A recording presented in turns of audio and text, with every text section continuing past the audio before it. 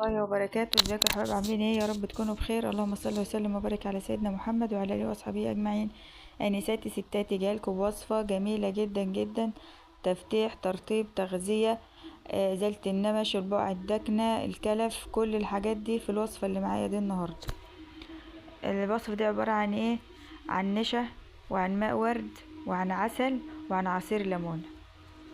ايه فوائد النشا بالنسبه للبشره؟ فوائد كتيره جدا، ومنها مطهر ومضاد للأكسدة والميكروبات والالتهابات وتخفيف التصبغات والندب الناتجة عن حب الشباب يعني اللي قبل كده. والنشا وماء الورد بيعملوا مقشر طبيعي للبشرة، وبيوقش البشرة الحساسة من التهيج، يعني ميخليش وشك يحمر أو يطلع فيه حبوب حمراء أو يلتهب. وكمان ماء الورد كمان عنده خصائص بتهدئة البشرة وترطيب الجلد وتنعيمه. وصفة تحفة جدا. وكمان العسل معروف دايما بفوائده الجميلة جدا للبشرة ولتغذية البشرة، وغني عن التعريف طبعا. وماء الورد كلنا عارفينه، ماء الورد له خصائص كتيرة جدا، مطهر ومضاد للميكروبات وجميلة جدا، ومقشر طبيعي للبشرة ومضاد للالتهابات والحساسية اللي بتبقى في البشر. وكمان النشا بيعالج آثار الندبات أو آثار حب الحبوب، حب الشباب اللي بيبقى في الوجه. احنا دلوقتي هنحط معلقتين نشا، انت ممكن تكتر الكمية زي ما انت عاوزة، معلقتين نشا على معلقتين عسل نحل ابيض على عصير ليمونة على معلقتين 3 ماء ورد. خلي بالك من الحاجات دي، انت لو عاوزة تزودي اكتر من كده وتكتري في الكمية براحتك جدا. هنفضل بقى نقلب لغاية ما نوصل للقوام اللي احنا محتاجينه للماسك. اللهم صل وسلم وبارك على سيدنا محمد وعلى اله واصحابه اجمعين. وما تنسوش يا جماعة اللايك بليز. هقلب بقى لغايه ما يمتزج كله.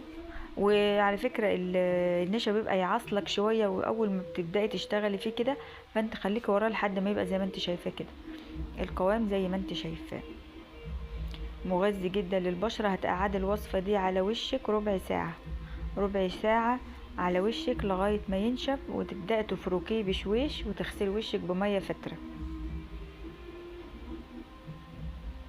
تمام، تغسلي وشك بميه فتره، وبعدين تجيبي قطنة مغطساها في ماء الورد، مبللة بماء الورد، وتمشيها على وشك بعد البشرة.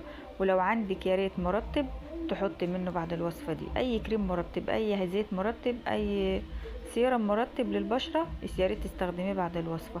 هتلاقي جلدك اقسم بالله زي جلد البيبي وطري وناعم فوق الخيال، جميلة جدا جدا زي ما انت شايفاها، زي ما انت شايفة كده.